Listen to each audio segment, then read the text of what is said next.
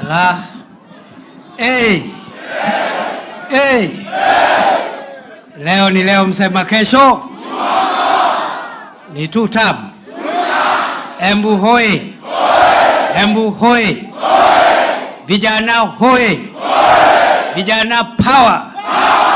Vijana fire. Ni fire si fire. Ni noma si noma.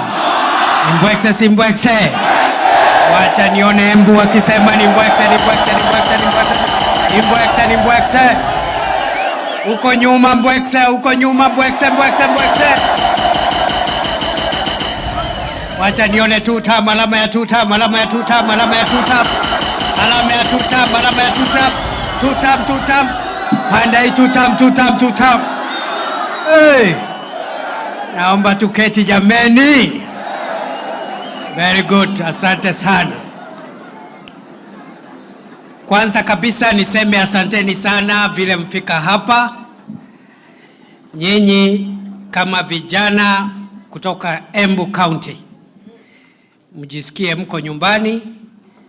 Hapa ni kwenu kwa sababu nyinyi ni majirani wangu. Ni kweli si kweli? Si nyinyi ni majirani wangu? Kwa hivyo mko nyumbani. Leo nimesema mfike hapa muone mahali Deputy President anaishi, ndio siku ingine watu wakitoka mbali,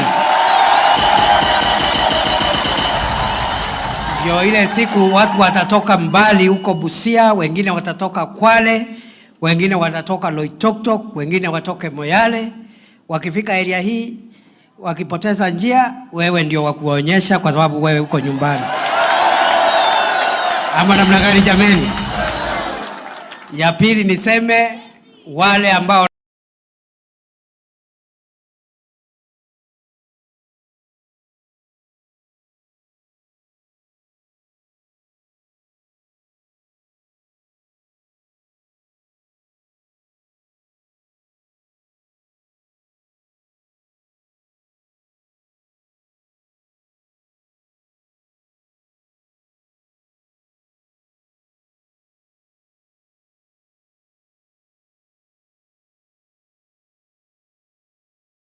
labda hawajafika hapa, wale ambao wame hapa siku nyingi, si mtatembea hapa?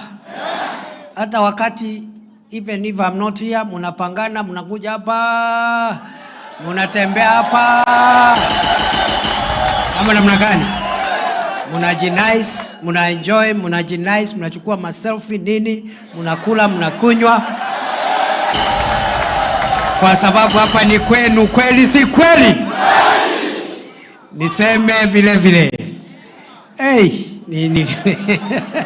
naona hii ni fire ya kweli. Ni fire si fire. Ni fire si fire.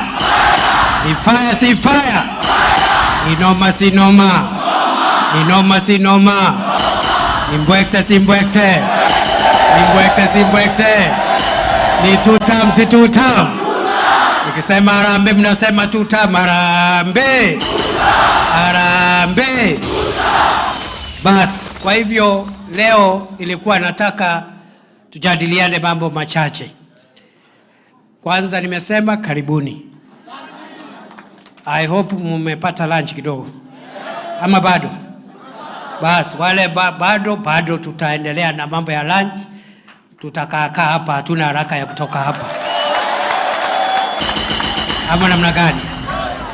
Leo nimetumana nikasema vijana kutoka Embu mufike hapa tuongee. Wengine wenu tumeongea, lakini wengine wenu bado. Na leo mkutano wa leo tumejumuisha vijana ama youth kutoka vitengo mbalimbali, kwa sababu vijana ni vijana. Haijalishi ile kazi wanafanya, haijalishi wale wako shuleni, haijalishi wale wako kwa biashara, haijalishi wale ambao ni wasanii. Vijana ni vijana. Changamoto zao ni sawa sawa. Mahitaji yao yale wanahitaji serikali wafanyie ni mahitaji moja.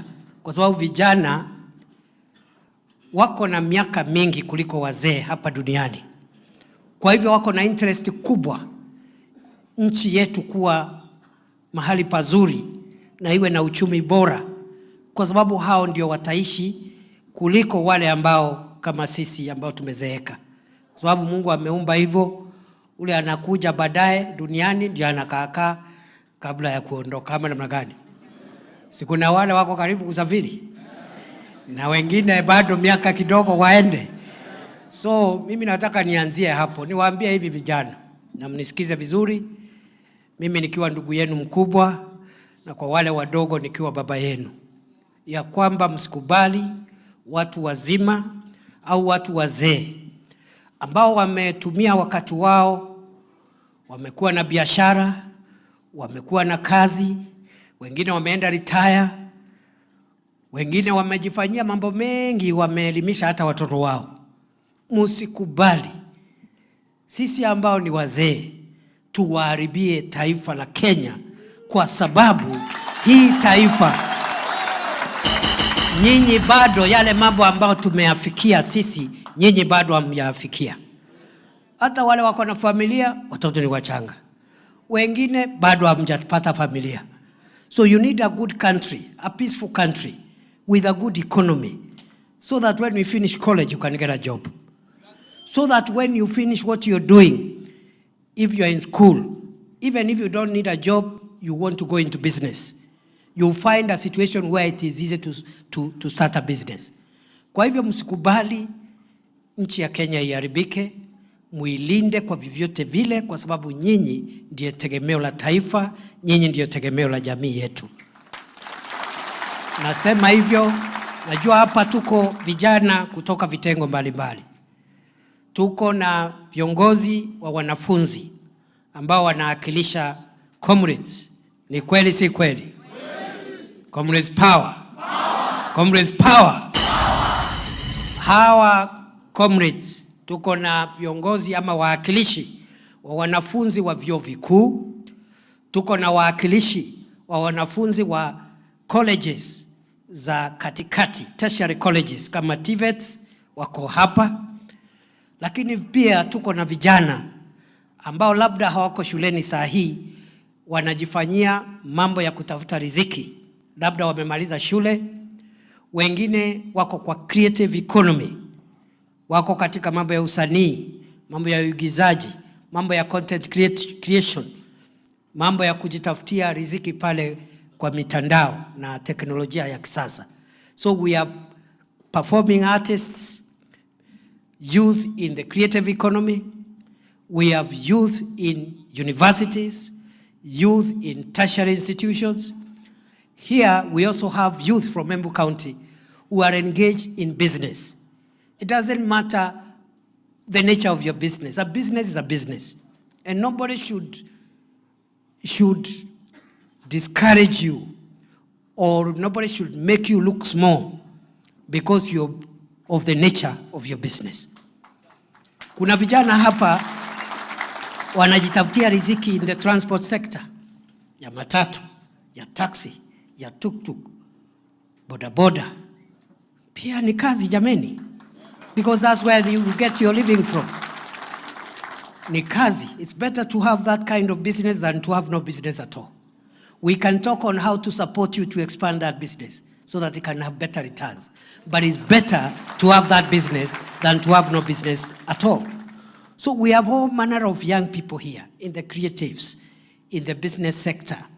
And that business, kuna watu wako pande ya transport, wengine wako na biashara ndogo ndogo, micro businesses. Wengine wako na kaduka kake yako kufanya shoe shining. Hapo ndio anatoa pesa ya kulisha yeye na kulisha jamii kama ameoa, kama ako na familia. So young people, I want to encourage you today that you have a bigger stake in the progress of our country than the older people, because you have a longer time and you will spend more time than the older people. So don't allow those of us who have had our time to spoil the country for you. Vijana hoi. The country must be peaceful. The country must be stable. The country must continually reduce the number of jobless young people and people without opportunity. We must continually tackle unemployment and lack of opportunity. The country must be peaceful, as I've said. It must be good for business. And the country must expand. The economy must continue expanding for you and your children so that you will find opportunities in life the way we also found opportunities when we were young people. So it is a very important thing you have to do. And most of all, the country must be free from violence, from corruption, and from the things that make our country slide backwards. Na msikubali. Be good stewards. Ask the hard questions, especially to those in authority. All of us who are in leadership, ask us the hard questions. Demand for us better services. When you think we are not handling public affairs right, ask the questions. But I plead with you, as we make our country better, because there is no perfect society anywhere in the world. All countries have their own challenges. Some countries are dealing with unemployment, others are dealing with ethnicity, others are dealing with racism.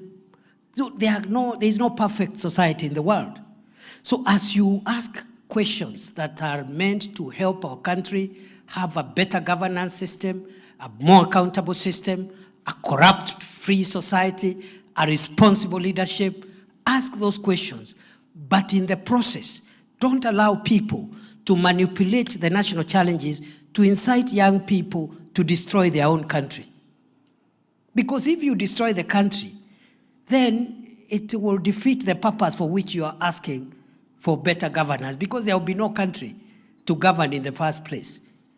I say that because recently I saw a bit of disquiet, and I said the issues that the youth of Kenya are raising about employment and equity and the need for us to fight ethnicity, the need for us to fight corruption, those are good questions. But they cannot be an excuse to destroy businesses, to burn people's shops, and those people have nothing to do with the issues we are fighting. People trying to make a living somewhere in town. Somebody has gotten a bank loan, has set up a shop, is using that shop to educate their children. Then because of issues about leaders, not even about the people, they get their shop burnt down. That is not right, because we are destroying our own investment, our own wealth. Let us express our views. Let us challenge the things that are bad in our society, but let's keep the country safe. Let's keep the country with a good business environment so that you as young people, you can inherit a better country and take it forward in the years to come. I also wanted to take this chance just to highlight a number of things that the government is doing to support the dreams of young people. Because many people are talking out there, and sometimes some of the things that people are talking are not true. Let me start by saying that, as I said, there are youth in business, there are youth in colleges and universities, there are youth who are in the creative industry, and all young people, they have a common dream. And the common dream is that their education, their talent, their businesses will give them income so that they can raise up families and also get empowered as citizens. That is the dream. Whoever is doing a business, hiyo biashara imsaidie. Whoever is in university, they want to get a job, serve the nation, but also get income. Those who are in the creative industry, they are using their talents to also earn an income. So, as an administration since 2022, we've been thinking deeply on how we can build on the past successes of Kenya to make Kenya better and more successful. And I want to assure you, where we are today is not where we were in 2022 when President Ruto took over. We made some progress. It may not be as fast as we wanted, but definitely we've made some progress. What are we doing to to empower young people and to create more opportunities for young people to realize their dreams. We noted in 2022 when we came into office that one of the biggest challenges we have is employment and income opportunities for young people. We realize every year about 1 million young people leave this education system at different levels: primary, secondary, tertiary, university. Total, about 1 million leave the education system. But we realize the economy is absorbing only a quarter of those who are leaving school. About 200,000, 250,000. And that is not good, because over time, if 100 young people leave the school system and only 250 are absorbed, 750 will be left hopeless without opportunity. The following year, the same. The following year, the same. Over many years, we have accumulated a large number of young people that could have an education, but they don't have an opportunity to use that education. Could have a talent, but that talent cannot give them income. So they are there, they have talent, they have education, but they have no opportunity to make money and get an income. And that's not good for the country. And we have come with deliberate programs to reduce the number of unemployed, jobless young people so that we can tackle unemployment and lack of income opportunity head on. Remember, as I have said, this problem of unemployment has not started in 2022 when President Ruto took over. It is an accumulation of many years. And many political leaders have always been saying, we have a problem with unemployment in Kenya. We have a problem. There are no opportunities for young people in Kenya. But they don't come with a solution. Okay? While we all appreciate we have a challenge of creating adequate opportunities for young people, very few people, if at all, have sat down to reflect what are the pathways that can help us reduce the number of young people that do not have income opportunities. We realized, for example, in 2022, for the comrades in the university, the tertiary colleges, we realized we have a big number of university graduates who have no jobs. Many of them in the teaching profession, but others in other disciplines. So we came with an expanded employment program for those university graduates who have studied education or health sciences or other disciplines, so that we can expand the number of graduates we are absorbing every year. Because of time, and I have quite a bit of speech to give, let me just exemplify using those comrades who have studied education. We realized that there were about 300 plus thousand unemployed teachers. They are qualified to teach primary school, secondary school, they are unemployed. That is almost half of the number of teachers we have. In other words, we have about slightly over 300 teachers employed and another 300,000 unemployed. And every year that number is increasing. I'm just giving teaching as an example. And we realized every year the government of Kenya has been employing between 4,000 and 5,000 teachers a year. But those who are graduating are much more from our colleges. So we are increasing the number of unemployed teachers, and the opportunities we are giving them are quite small. You graduate 20,000 or 15,000, you absorb only 4,000. Over the years, the number has accumulated. So what did we do? We decided to expand the recruitment of teachers. Instead of employing 5,000 teachers every year or 4,000 teachers, we have employed in 3 years up to now 76,000 teachers. In December, in 3 years, by December, we'll add another 24,000. If you add what the government of President Ruto has employed in terms of teachers, and these are youths who have left university, they have started teaching. By December this year, we will have clocked 100,000 teachers.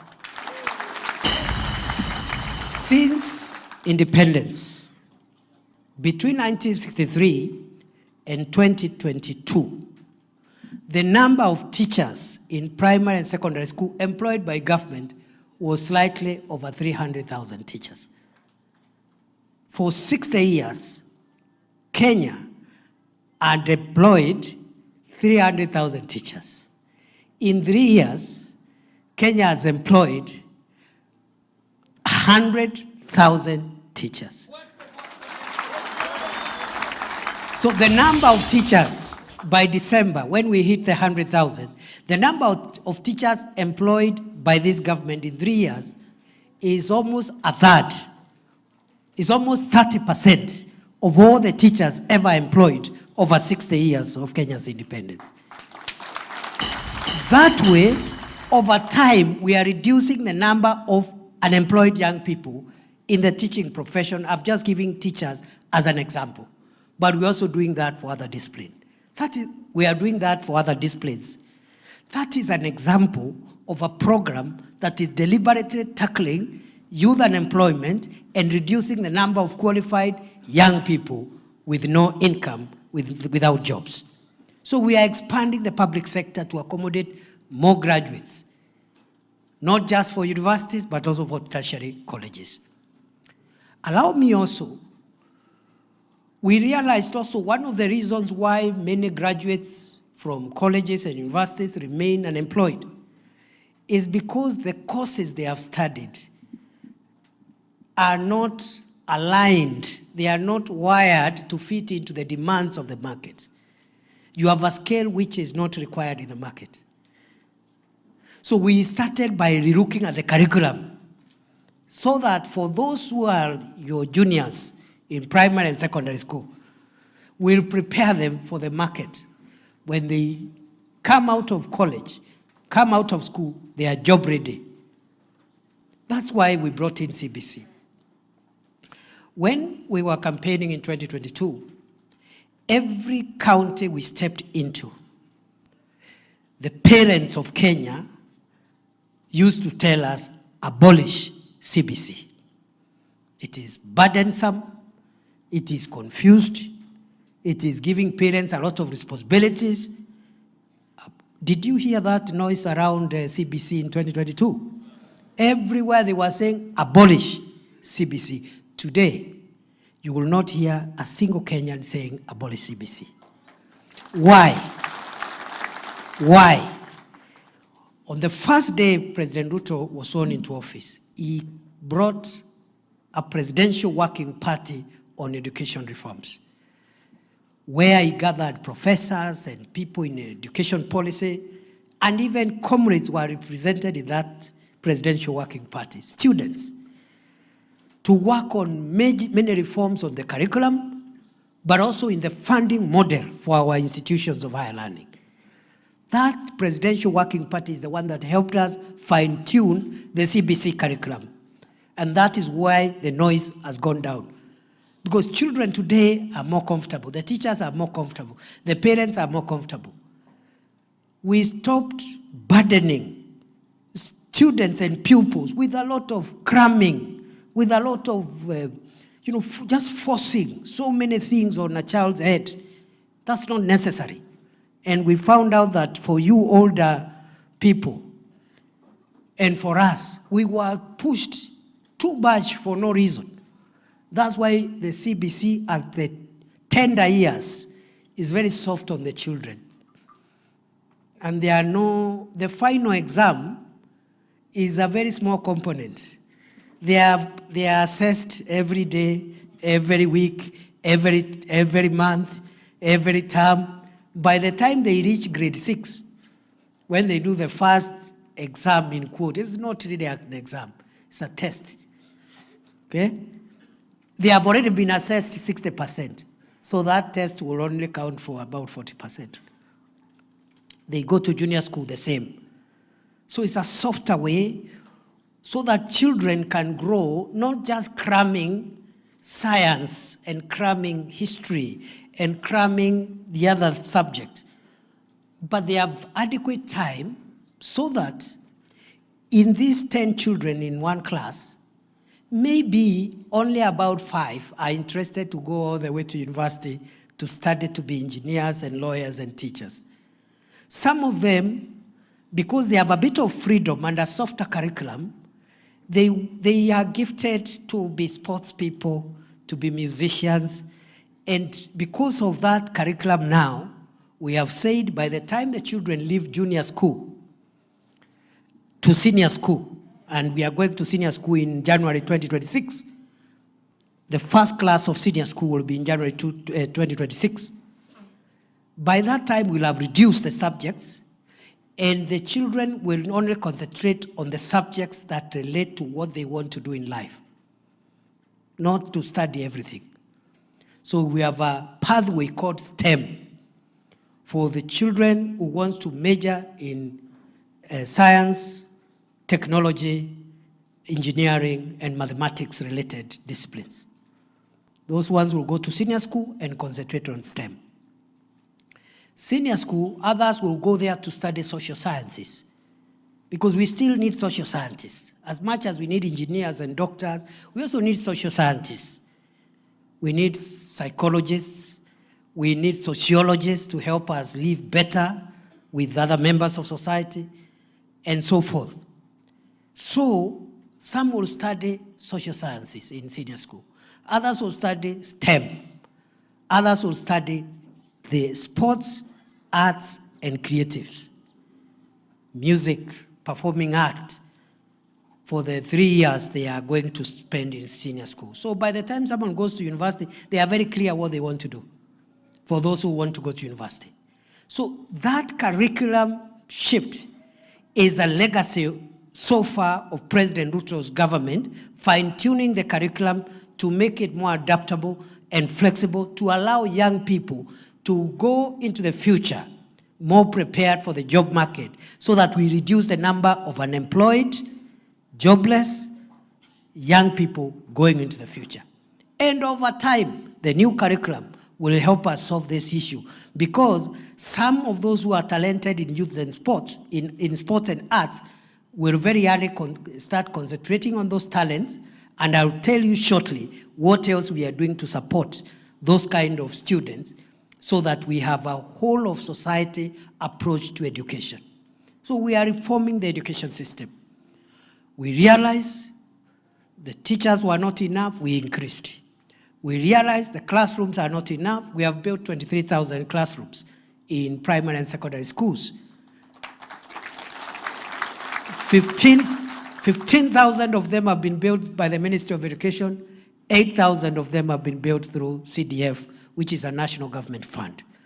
So we have better facilities. We are now commencing equipping the schools that do not have laboratories, especially schools doing sciences, and they don't have labs. There are many schools in rural areas where pupils doing secondary exams, their first encounter with a microscope in a biology exam is on examination day. And that is very unfair to that pupil. The first time to see a Bunsen burner, or what is the other thing called? A pipette. There was something called a pipette. Those things, okay? They encounter them on KCSE day.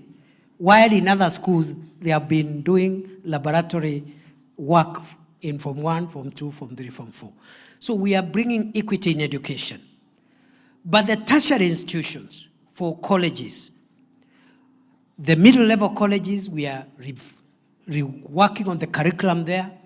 We have brought in the modularization of the curriculum in tertiary institutions. Modularization means if you are a young person doing business and you want to study for a skill in a TVET, you don't have to close your business and go and study.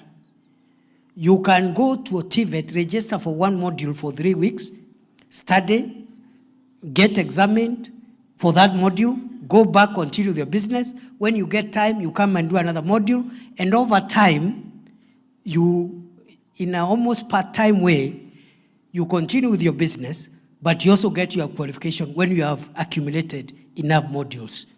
Instead of saying, if you want to be a mason or a carpenter, you must close your shop and go and study in a polytechnic or a TTI until you finish. We have also brought in something called recognition of prior learning. Many young people are gifted by God in certain technical skills. So even before they go to college, you've seen very young boys, very young girls, they can make something, and they have not gone to school. Wengine wanashikanisha wires hapo, wire alafu anakuambia, you know, have you seen those things? Just using their heads, they can tengeneza namna hii. So there are people who can even be carpenters, but they have never been in any polytechnic. Is that true? Naweza tengeneza meza, lakini hajaenda polytechnic. So we have brought something called recognition of prior learning. If you are already a mechanic, but you have no qualifications, we just take you to the nearest TVET for 2 weeks.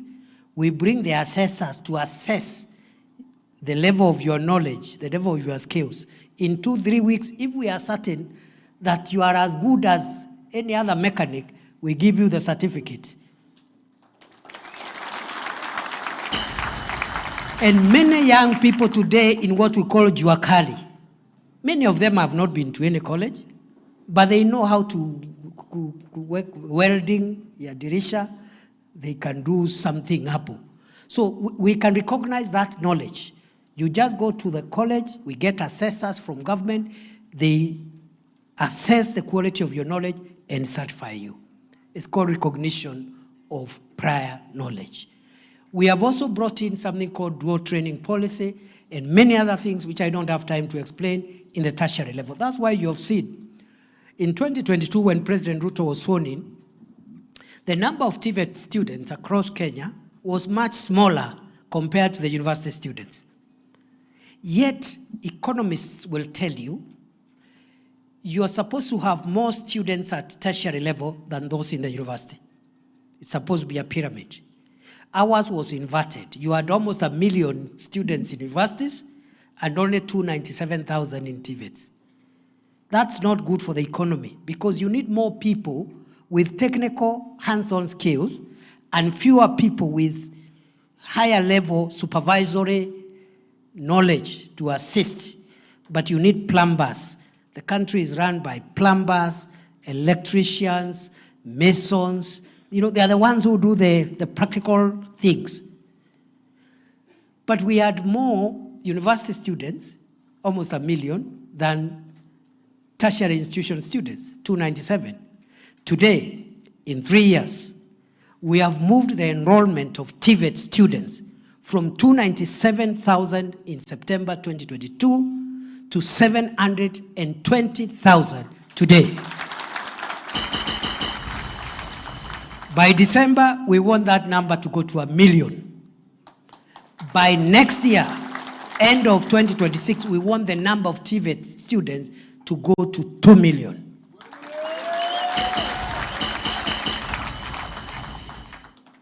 That is one way of empowering young people and making them job ready. The dual training policy, for example, makes you job ready because it combines theoretical study and practical study. You cannot graduate from a TVET unless you have been attached in a practical industry, a practical business, doing something related to your area of study. That way you become job ready by the time you graduate, and so forth and so on. So that's what we are doing at the university level. We are fine-tuning the funding model of the universities because in 2022, many universities were going bankrupt based on the model we were using to fund higher education. Today, the vice chancellors will tell you the funding model we are using is better, and many universities that were in debt are slowly stabilizing financially. We have also said, as much as there are issues around the means testing tool, we will refine the means testing tool going forward to make sure that students who cannot afford fees are not locked out of college because of the university funding model we are using. And you've seen already, the funding to higher education loans board has increased. Last year, we gave help 35 billion. This year, it is 41 billion. Comrades, power. Fire, see fire. So we are thinking about how do we make our education better, more relevant, of high quality, accessible, affordable, because that agenda is an agenda for young people. We, again, are very serious in terms of job creation. I've told you what we are doing to employ more people like teachers in the public sector. But there are certain interventions we are making in the private to make sure the private sector absorb more people, because government cannot employ everyone. And when you hear the president talking about macroeconomic stability, like lower interest rates, like a stable currency, like Kenya now has a very stable currency. When we came into office, the dollar was exchanging at 167 to the dollar. Today it's 128, 129 to the dollar. When we came into office in 2022, Kenya did not have any foreign exchange. The value of imports was too high compared to the value of our exports. Today, we have narrowed the gap between our exports and imports, and we have a very healthy, for those who are economists, there is something called a current account. We have a healthier current account because we are exporting more and importing less. One area where we were using a lot of foreign exchange to import, we were importing a lot of food. We were importing a lot of maize, a lot of wheat, a lot of rice, a lot of cooking oil. The government, in its agricultural transformation program, is reducing imports, encouraging our own production. For example, I can give the example of maize. 2022, we had produced 34 million bags. 2023, we produced 44 million bags, an additional of 10 million bags. In 2024, it rose again to 64 million bags. This year, we are expecting to harvest 75 million bags of maize. Already, we have reduced the number of maize imports by 70%. We are doing the same for rice. We are doing the same for cooking oil and edible oil. We are doing the same so that we save on foreign exchange, we reduce the imports, and we have a healthier current account, and we also have enough cash reserve ratio. Cash reserve ratio is enough foreign exchange. We now have actually more than doubled the amount of current exchange we have, the number of dollars at the central bank from $5.7 billion in 2022 to currently $11.2 billion. So we are doing that so that we reduce the amount of money we spend in importing, so that the economy can be stable, so that private sector can access credit. You've seen the interest rates have started coming back from commercial banks, so that private sector can have more credit and employ more people. So there are many things we are doing to encourage private sector to absorb more young people in their businesses. But we are also saying that many young people are not looking for employment.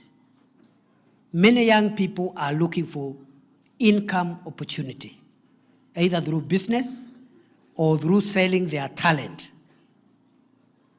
And that's why this curriculum is really a game changer.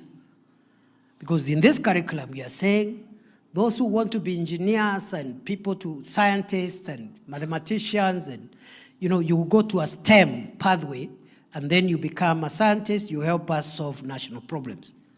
But those who want to study social sciences and humanities, you study humanities, you help us, we also help us to solve social problems. But those who also want to do sports and arts and creatives, specialize in them and make your money through creatives.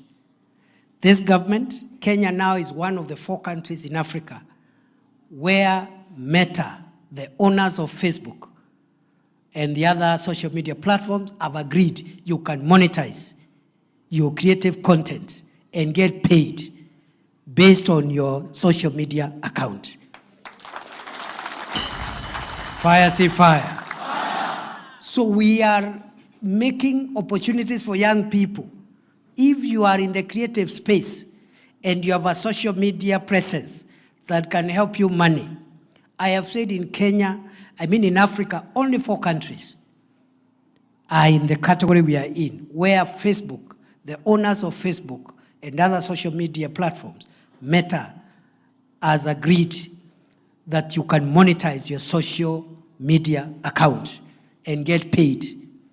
And the president this month, actually at the end, the 3rd week, is going back to America to negotiate for greater monetization of social media content, and you're going to get a number of young people creating incomes and expanding the opportunities using the internet.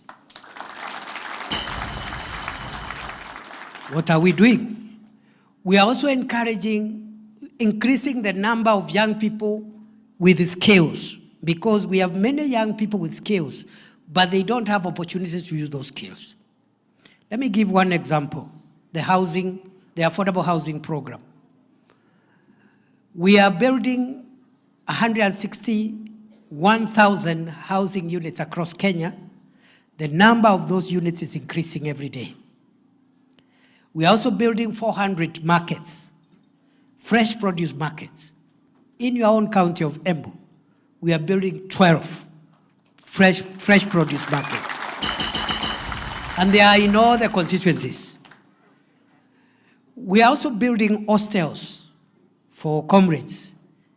We are building hostels in universities so that you can have affordable accommodation. You get a good accommodation, which you would have paid 6,000. Because of the standard, you would have paid 6,000. That same quality, which is charging 6,000 to a university or TVET student per month, the government will build it, you only pay 2,000. Same high quality, so less than half of what you're paying. But also, those who cannot afford and are staying in dangerous and healthy and dignified dwellings because of your income level, instead of staying in a mud walled house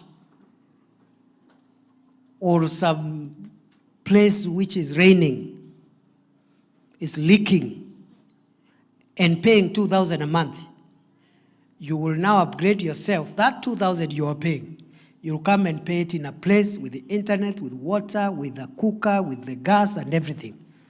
So it is one way of bringing dignity to our young people in universities and colleges.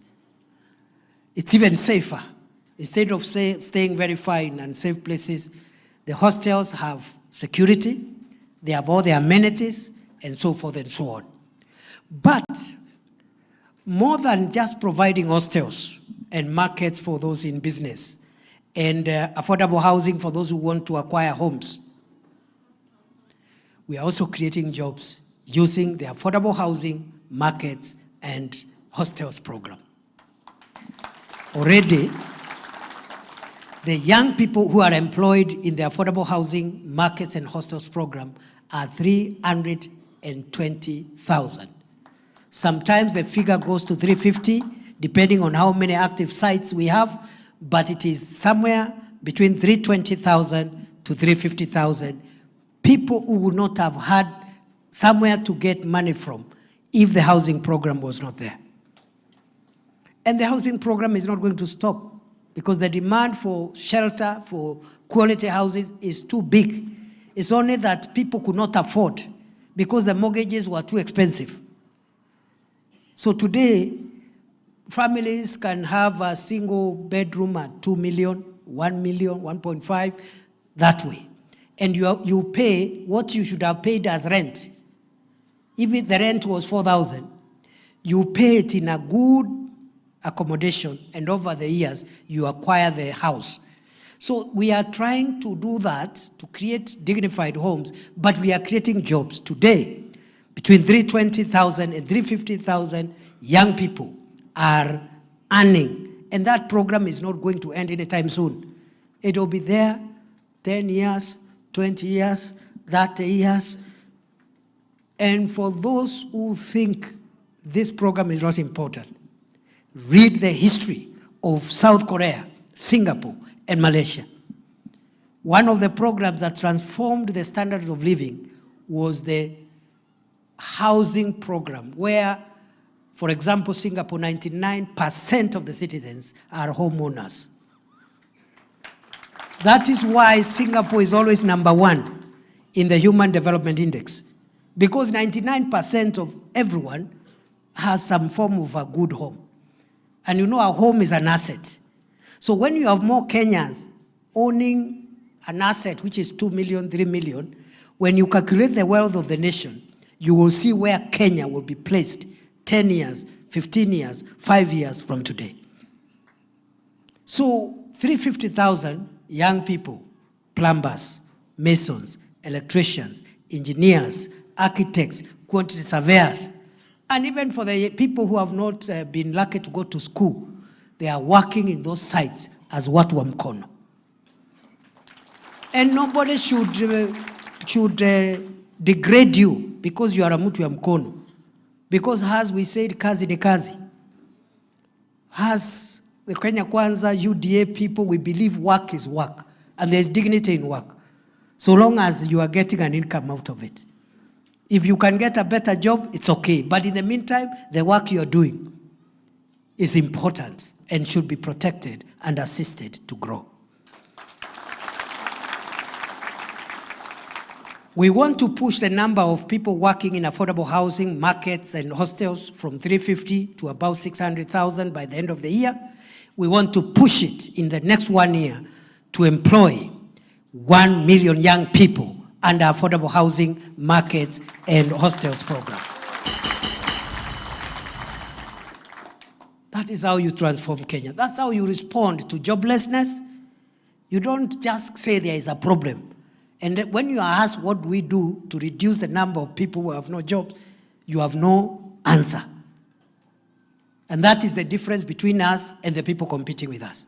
Some of them, if you put them on this platform, they will not last for 3 minutes. Because they will just say, oh yes, Ruto must go, I don't know what. And then after that, let's assume it is okay, he must go. Okay, then how do we solve the problem of young people in Kenya? They have no answer. So, if we can push in the next 1 year the number of skilled and semi-skilled young people working in affordable housing, markets, and hostels to 1 million, then we have another program called Kazi Mtandaoni, where we are building ICT hubs for use by young people in public spaces. We already have started with TVETs and universities. We have Jitume labs in many of the TVETs. And if any TVET in Embu doesn't have a Jitume lab, let me know. We will put one immediately and put 100 computers with internet. Because I have gone to TVETs and universities with the Jitume lab. Just 100 computers. Students who are already studying, but they spend 2 hours there in that Jitume lab. Some they are doing foreign exchange trading, some are doing script writing, others are doing website design, others are doing app development, others are doing transcriber, And there are so many jobs in the internet, so long as you have stable internet and a computer, which many young people lack. So we are doing Jitume labs. We are doing ICT hubs. The Jitume labs are in institutions. And if there is any institution in Embu County without the Jitume lab, let me know. You will get one immediately. If you have one without enough computers, let me know. I will go and add computers. Yani Deputy President atashindwa na kupatiana kompyuta kwa TVET kweli? Allah. So those Jitume labs, we are also saying the young people who are not in universities and colleges, but they are digitally savvy, but they don't have money to buy a computer and connect it to internet so that they can get into digital jobs. Every market, the 400 markets we are building, including the 12 in Embu County, we are going to put on the top floor of each market a computer lab, an ICT hub with computers connected to the internet, free of charge for young people, so that the young people in Embu town, in Runyenjes, in Chicago, in Ishara, in Kiritiri, instead of wasting your time in the market because you have no facility, you can't do anything, you have some skills, but you don't have money to buy computer, you don't have money to put internet. And instead of waiting for a politician to pay you 100 shillings so that you can go and heckle their political opponent, you use the ICT hub to go into the internet, not to insult the MCA, not to insult the governor or the president, but you go there to earn a living and look for digital jobs and take care of yourself and your family. Because if you are unhappy with a leader, you don't like your MCA, you don't like your MP, you don't like your president, the solution is not insulting them. The solution is to wait for the election and vote them out, isn't it? But before the election, make use of the time you have to build yourself. Don't waste your time in negativity. Because even if you insult them and you don't vote them out, they will be voted in. Isn't it? Yeah. And why waste time with all negativity? Just do your thing. Just ukiangalia useme huyu anakaa kama hana habari. They cannot lead anything, and you wait during election. Unamwambia out ninja. Ama namna gani jameni? Fire si fire. Kwa hivyo, we are creating, for already the Jitume labs, we are about 272 in TVETs and universities. The markets will give us another 400 spots. And these ones are for the youth who are not in institutions. They are in the marketplaces. Pale sokoni, Kiritiri, badala ya vijana kukaa hapo idle wakingojea kuchomwa, jeshi ichomwe, wanaenda kwa internet pale, wanafanya forex trading, wanafanya website design, wanalipwa hela, and they have no time for negativity. Fire si fire. Fire si fire. Noma si noma. Tuendelee na hiyo maneno ama tuachane nayo? Do we continue thinking how we resolve unemployment and job opportunities, or do you want to waste our time talking about who will lose the election and who will win the election, as if the election is today? Let's look for those who are leaders. Let's look for solutions for unemployment. Siku ya kampeni ikifika, kila mtu, hakuna mtu anatoka mbinguni, kila mtu amekuwa kiongozi.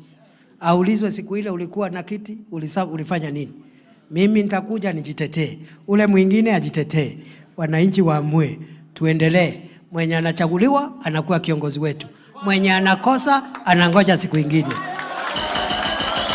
Ni fire si fire. Ni fire si fire. That is maturity. That's how countries mature. Our job now is not to say who will be elected and who will not lose the election. Our job now is to ask, what can we do when we are in office? What can we do for our young people? So that when the time comes for accountability, we have something to say. So we have about 185,000 young people who are making a living out of digital jobs, but that number is very small. And it is because many do not have access to computers and internet. We even have a new phenomena, those who are ICT savvy. There is a new phenomena called business process outsourcing. Those in the creatives and in the ICT sector will tell you.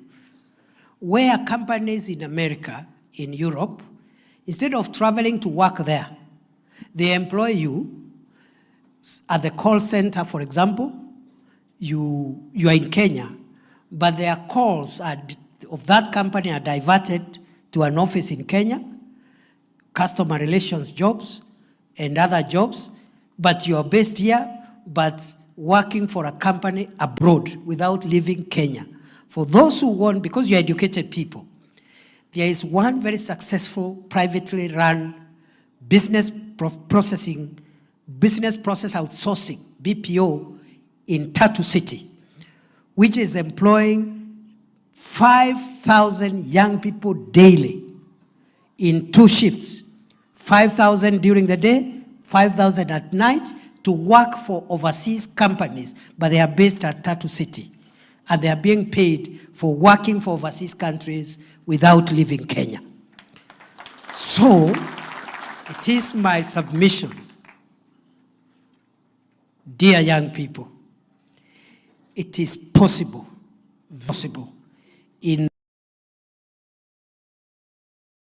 to expand the number of young people getting an income through the digital space, through the internet, through ICT. That number can easily rise from the current 185,000 to 1 million young people. It is possible. It is very possible. So if you have 1 million young people in Kazi Mtandaoni, ICT jobs program, then you have another 1 million young people in the affordable housing and markets and hostels program. Then you have another program called Kazi Maju. And we are saying, if you're a young person, of course the priority, we are creating jobs for you here to do, if you get it here. But for heaven's sake, as a young person, you are more flexible than older people. If you get a job abroad before the one you're waiting for here arrives, go and do that one as you wait for the one here. Because kazi, ti kazi. Ama namna gani? Yeah, there are people in America today, in Europe, in Dubai, in wherever. So what has this government done to increase the number of young people getting access to international jobs? We have signed something called bilateral labor agreements, which were not there. And we have started implementing them. That's why you have heard the noise which was there about mistreatment of Kenyan workers abroad. It is lessening by the day. Because today, we have 6 bilateral labor agreements with some of the countries overseas, in Europe and Middle East. And we are negotiating another 13 countries, bilateral labor agreements with 13 other countries, to bring the total to 19, almost 20 countries. In those agreements, before a young person leaves the soil of Kenya, the government of Kenya must know who is their employer, how much money are they going to earn, how will it be paid.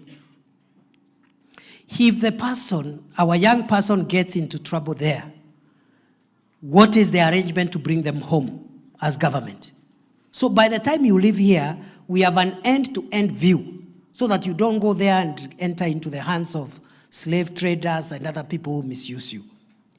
I am happy to report, so far, under the Kazi Maju program of job creation, we have lifted 430,000 young people from Kenya to go and earn living abroad. And you know, they are not relocating forever. We are not chasing them. Just go there, work for 5 years, save some money, invest at home, come back. In fact, I encourage young people, don't go there to stay permanently.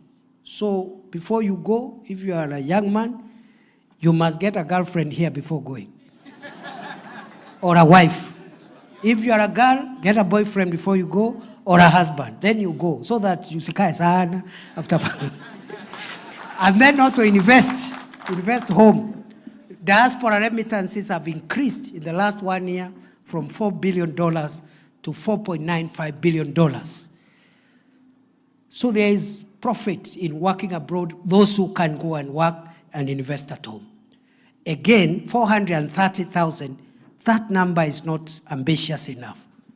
We can easily push the number of young people working abroad in good jobs, well paid, well protected legally through bilateral labor agreements. We can get that number to 1 million young people, kazi maju. So if we can continue with the momentum, 1 million job for affordable housing markets and hostels program, young people in the skills sector. We get another 1 million kazi mtandaoni program. We get another 1 million kazi maju program. And then for the young people who may not have education, a good education because of challenges, they left school early. We have said that program, which used to be called Kazi kwa Vijana, Kazi Mtaani, tumeirudisha. Sasa tunaita Kazi Mtaani Climate Works. In every county, in every sub-county. Instead of staying idle, you go and work with your hands. At the end of the day, you get your 500 shillings. In a week, it is 3,500, 4,000. In a month, it's 16,000. It is money. It is better than staying. It's better than staying doing nothing. Yeah, people say, oh, kazi, vijana, sijui kazi.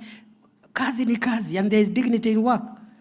If you get your 15,000, 16,000 every month by working with your hands, what is the difference between that money and someone who is employed as a clerk in an office earning 15,000? Is there a difference? Si pesa ni pesa. Kwani yako imeandikwa mtaani? Si ni pesa jameni? Whatever the person working in an office is doing as a clerk, you will also do it with the work of your hands. Ama namna gani jameni? So we are going to start with 200,000 young people. I hope we can increase it to almost 500,000 for the semi-skilled and unskilled jobs through Kazi Mtaani Climate Works. Good people, dear Kenyans. That is how you connect the dots of the conundrum and the challenge that is youth unemployment and lack of opportunities. There are young people who are already in business. I said here we have youth in business here. It doesn't matter the type of your business. Transport sector, retail sector, it really doesn't matter. Biashara ni biashara. We are introducing now a program called Nyota for you. Young people between 18 and 35 years, men and women, youth who have a business. There is a program called Nyota, which is going to start on 18th of September, in 3 weeks. It is going to be launched by the president in the whole country.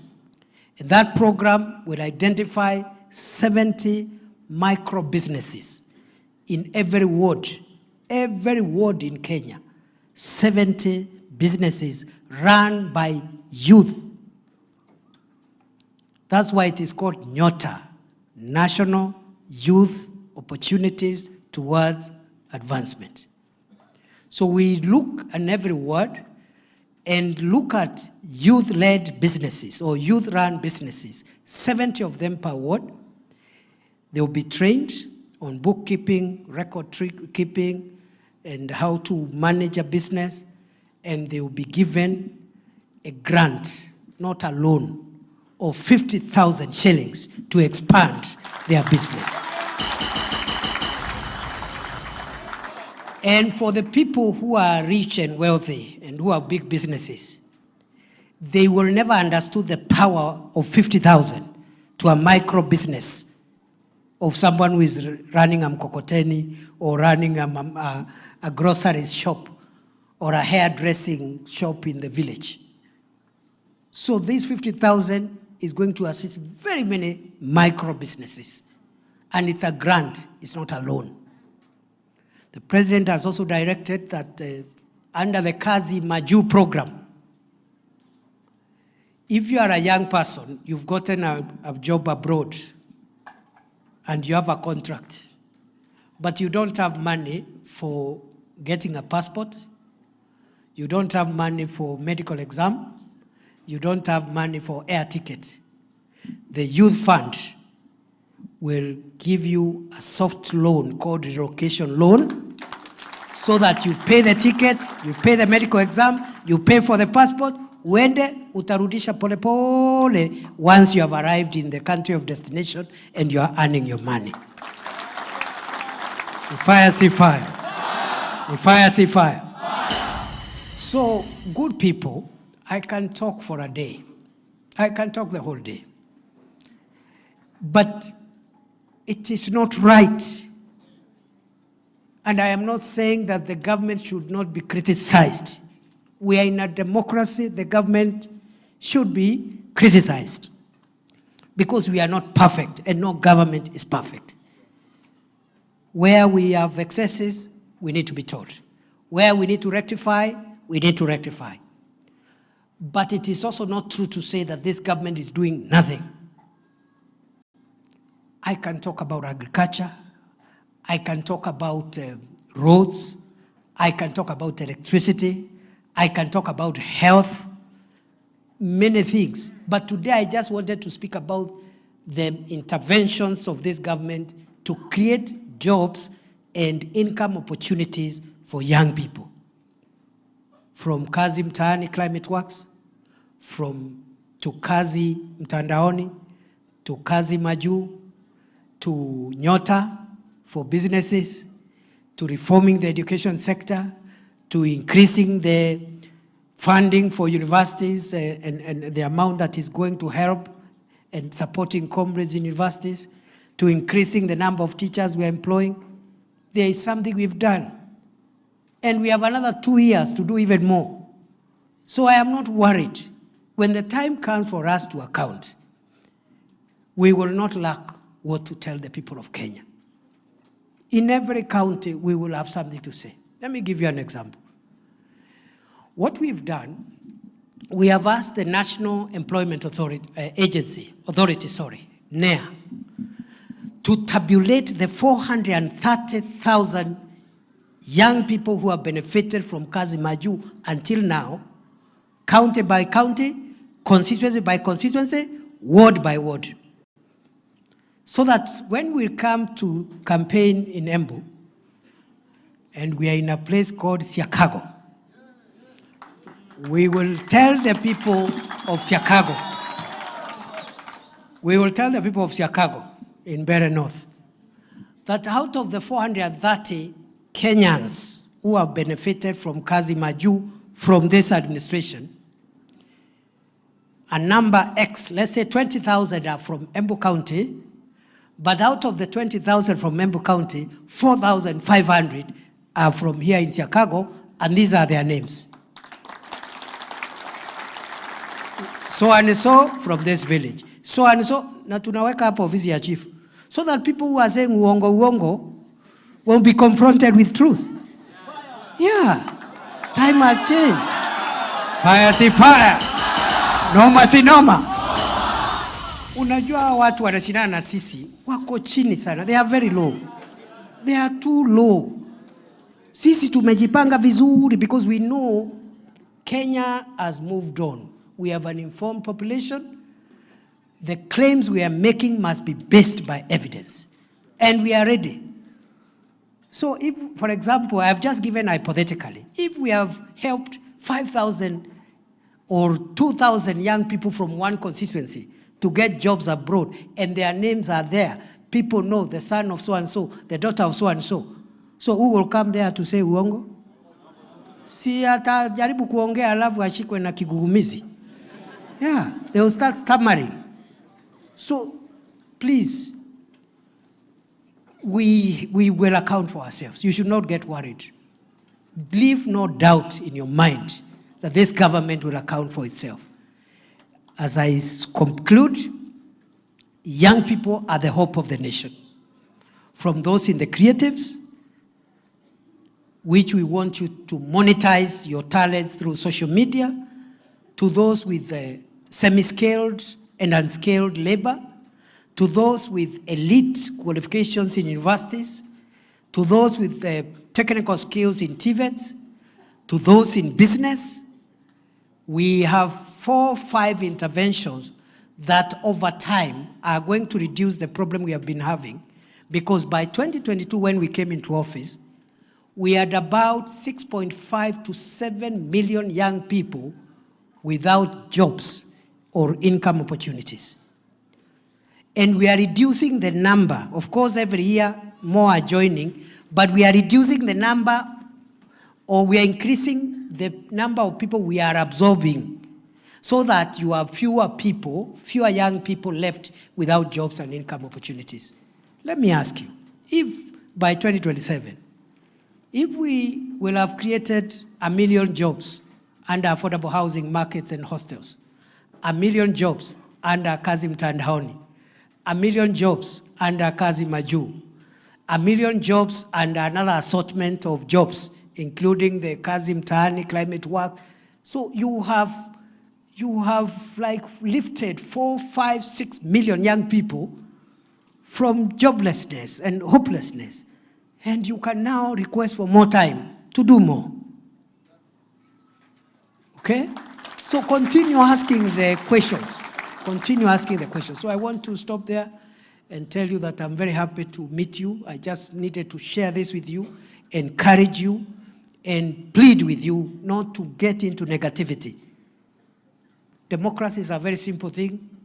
There is a season for politics. People make their case. They state their agenda. We elect some. We don't elect others. And even those who are not elected, it's not that they are misfits. It's only that they didn't have enough votes. And maybe they didn't get now, they will get some other time. So we should not make the country hostile just because of political competition. And nobody on the other hand should threaten the other, oh, you will not win an election, I don't know, you will do. Because election is not life and death.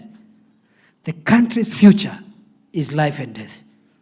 Creating opportunities and jobs is life and death. That we must do. And so the people competing with us must come with their agenda for creating jobs. We will table ours, then they table their agenda. Then you look, examine, alafu uone wale wanakaa kama wako na network, wale wengine waambiwa wangoje, ama namna gani? Fire si fire. Noma si noma. Embu hoye. Embu hoye. Kwa hivyo nawashukuru sana. I think I'll be meeting you in your own groups later. I just wanted representatives from each sector. As young people, we have a general meeting, but I'll be meeting specifically. Kama nyinyi university students and tertiary students, mimi nataka kikao na nyinyi. Yes.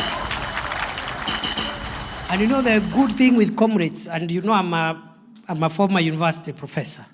So my youth, I spent my early years engaging young people and empowering young people, training young people. And I'm very proud to see very many lawyers that I have trained doing very well.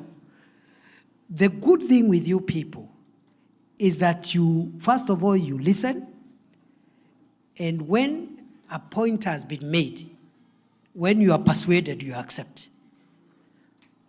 So mimi nitakuja hapo tungangane, kwa sababu kuna watu wanataka kuambia university students, this government doesn't care about you. It is not true.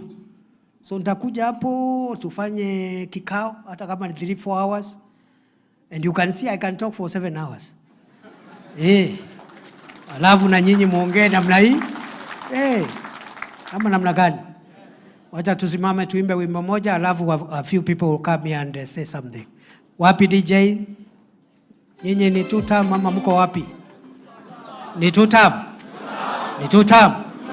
Fire si fire. Noma si noma. DJ weka ngoma moja nzuri Aya. DJ. Umesikia maneno ama bado hajafika huko? Nataka unipatie niguke na hiyo ingine, achana tutoe mkono. Aya, kila mtu mko tayari? Mko tayari? Nipe mikofi ya juu. Nipe makofi tena. Eti. Hey. Tuna hivi. Kena. Eti.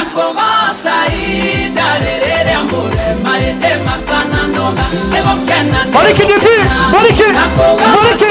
Bariki. Bariki. Nipe mkono juu basi bariki. Bariki. Eti.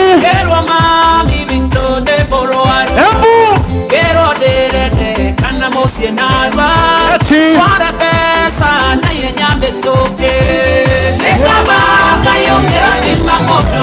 Eti.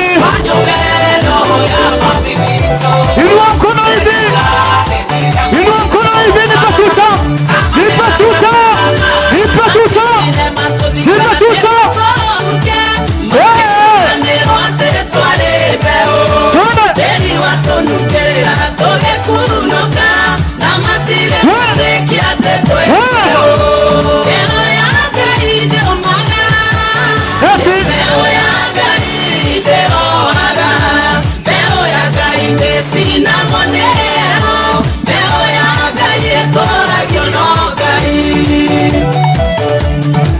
Hebu nipe makofi ya juu. Makofi ya juu. Makofi. Makofi. Makofi. Makofi. Nipe ngumi mbwekse basi, ngumi mbwekse DJ. DJ Pulo. Mbwekse. Nipe mbwekse basi. Fire, see fire. Now, Bas, we can get seated. Wacha tupatie a few young people dakika moja waseme kitu. Alafu nitawaambia vile tutaendelea. Niliwaambia msiwe na haraka. Leo ni leo, msema kesho. Leo ni leo, msema kesho. Fire si fire. Noma si noma. Two term si two term. Mbwekse si mbwekse.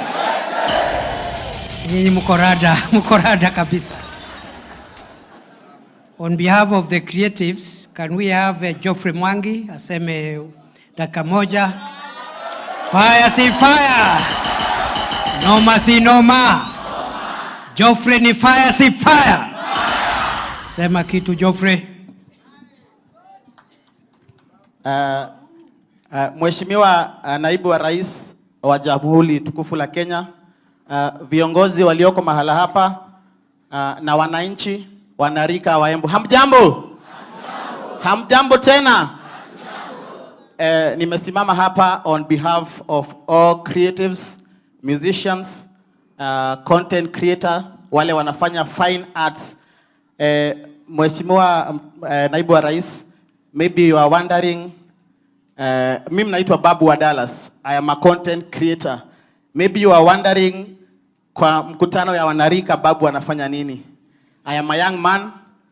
Babu is just a character that I play. Fire si fire. Fire. Mbwekse si mbwekse. Mbwekse. Babu is a character of an old Swahili man who was born, brought up and lives in the village of Embu, Dallas. So kwanza Mheshimiwa Naibu wa Rais, nataka kukushukuru kwa mwaliko wako. Sio jambo la kawaida ambapo viongozi ama serikali wanatambua wanarika na wanawaita kuwaeleza. Fire si fire. Mbwekse si mbwekse. Mbwekse. Unajua Mheshimiwa Naibu wa Rais, if you don't tell people what you've done or what you are planning to do, sana sana watu wanafikirianga hamuwafikiri, si ndio? Lakini sasa tumekusikiza na tuko na uhakika kwamba mnatufikiria. La pili, nataka kushukuru the national government kwa sababu kwa vile wamekupea support uweze kukutana na vijana wa Kenya, kwa sababu without the support of the national government hawezi fanya hii mambo. Correct. So utaenda uambie mdosi tumesema ni asanti na msikomee hapo. Bado ijatosha, muendelee kutufikiria. Si ndio? Waendelee kutufikiria. So nikimalizia, Mheshimiwa Naibu wa Rais, Dallas iko pale kwa mlango ya Embu ukitoka Nairobi.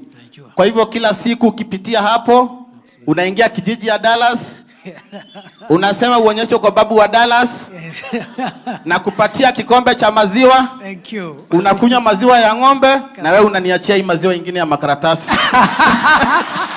Asante sana. Fire si fire. Fire si fire. Fire si fire. So, most of you are in different sectors, the students, creatives, business people. Pia, ningetaka mniambie, after I meet with you and we have our discussions, mungetaka niwatengenezee mkutano muende kwa rais? Mungetaka muende kwa boss? Muende mkae na rais? Muongee maneno? Mupangane? Wangapi wananituma kwa Rais William Ruto hapa? Bas, so I'll work with your leaders to organize ndio muwe na siku ya Waembu. Hii wanarika, muende ndio pia mumueleze pia what you want government to do maybe more faster, so that you also generate ideas on how we can run our country. Be given ideas because nobody has the monopoly of ideas. Kwa hivyo nitawa your appointment, lakini nitamwambia pia mmeniambia ati nyinyi mko 2 term. Ni kweli? Nimwambie hivyo? Niseme hivyo? Watu ya 2 term? Ni 2 term? Wacha nione 2 term ya Embu wanarika jameni. Mambo ni mbwekse. Mbwekse si mbwekse. Mbwekse si mbwekse. Hey, nyinyi ni fire. Fire. Wacha sasa tusikize kwa niaba ya comrades wa university. Iko Kezia Ngare, president. Muko mpaka na rais. Wapi Kezia Ngare, nduru ya Kezia? Fire, fire, fire. Fire. Fire si fire. Noma si noma. Comrades power. Thank you so much. Comrades power. Your Excellency, the Deputy President of the Great Republic of Kenya, Professor Kindiki, and the Embu community, good evening. Good evening. This evening, Your Excellency, my name is Kezia Ngare, the President of the Comrades wa University, Embu County. And we are very much happy and humbled to have you, for you to have us today here, for us to have a rapport with you. It has been a moment of waiting, and we thank God because He has made it happen today. And therefore, I am going to represent the concerns of the students of the university, because I am their representative. And number one, we are grateful because you are the country and the county government and yourself and the national government, you are viewing us, the young people, or rather the students, as the hope of the country.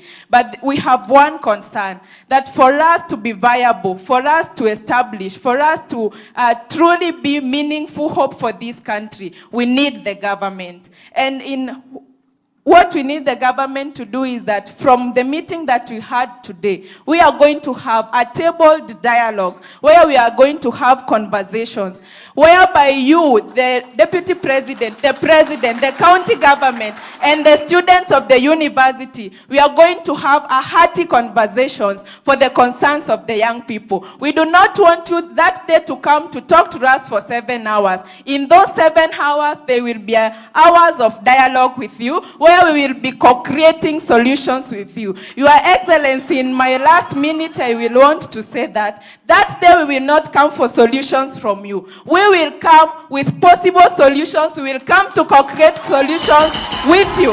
As I finalize, Your Excellency, young people are happy because the government has enabled them to facilitate their school fees through HELP and half, but we still have concerns on that matter. These upkeep fees that we are receiving from HELP, it is not enough for our upkeep. We still need something else to be done in regards to that. Your Excellency, the young people in the university, they have their time for classwork, and when they are not in classrooms, they are in their houses and in the libraries and where there is Wi-Fi hotspot, trying to come up with startups. But the far they are going with these startups is on platforms where they only get motivated with clubs.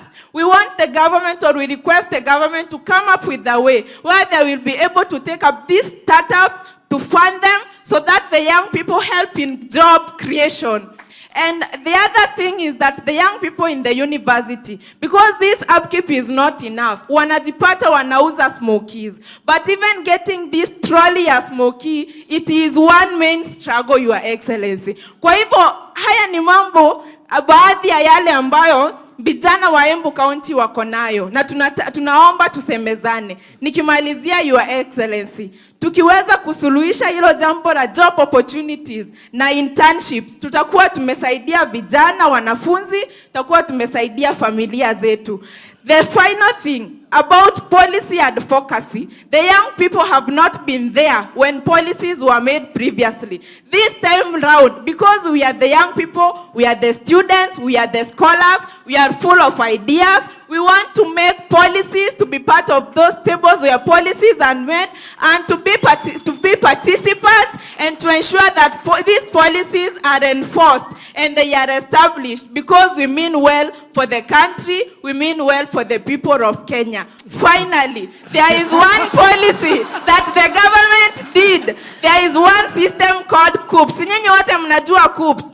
Wale students wako hapa, we are products of COOPS, where we were placed to those universities and TVETs and colleges. But we need something else to be done concerning internships. Can we come up with another system, a government agency approved by the government, ile itashughulikia placement ya student wale wanahitaji internships na attachment? Those are just some of co-creation solutions that we can have when we have a table with you. We are grateful and glad. Fire, see fire. Fire, see fire. Kezia is right. We need a conversation. And that conversation, if I speak for 1 hour, the students will speak for 2 hours. If I speak for 7 hours, the students will speak for 14 hours. So you have more time, because we need really to listen and learn and cross-fertilize our ideas. All those suggestions are good suggestions. We need to increase the upkeep capitation. We also need to look at other interventions, including internships and placement. And I agree with you totally. These young people have a lot of ideas, and we need to create a platform for them so that those ideas are tapped into policy making.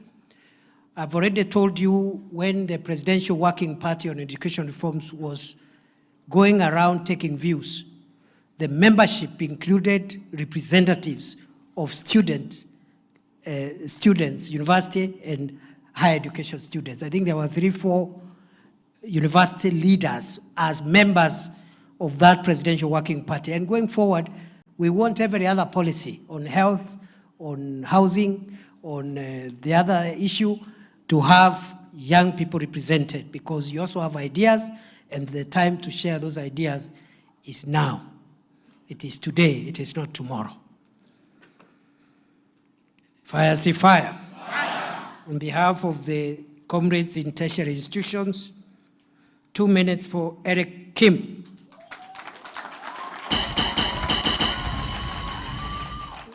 Wapi Eric, ni fire, see fire. Noma, si noma. Imbwekse, si imbwekse. Thank you so much, Your Excellency. My name is Eric.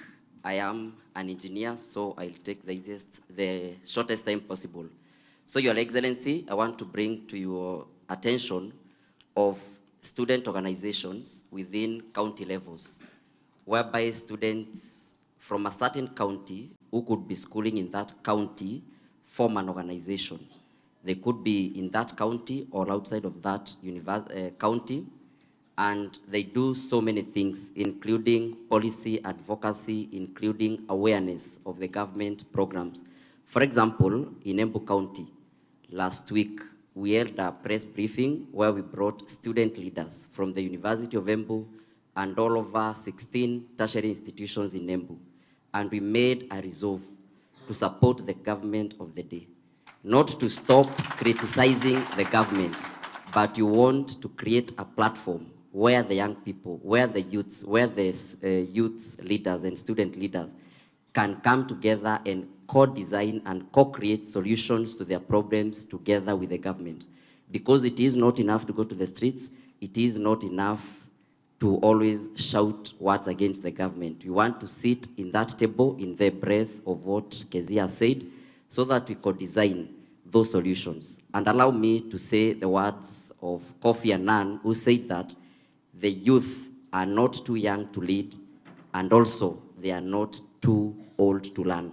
So we as a student leaders to come to those tables, to those round tables where policies are made, offer our insights, and have a progressive country, not a chaotic country. Beautiful. We do not have a perfect country in the world. Citizens work together with the government for perfection. I submit. Thank you. Beautiful. Fire, see fire. Fire, see fire. Thank you very much, Kevin. I agree with you. There's no perfect country in the world. Even the one you think is a good country, you land there, they have issues. If it is not ethnicity, it is racism. If it's not racism, it is corruption. If it is not corruption, it's another thing. So we must work towards creating a more perfect country, a better country. And it's a generation to generation thing. Each generation tries to better what they find. And I agree with you entirely. Kevin has also told us that is it Kevin or Eric? Eric has told us that the students are not saying government should not be criticized.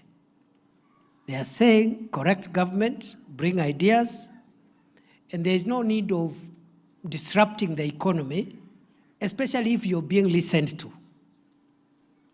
And unless you are not being listened to, then you can have an excuse. We are offering ourselves to listen to you, and not just to listen to you, to get your input and act on the good ideas that we pick from the young people. And I mean it. When I say this, it's not just cosmetic.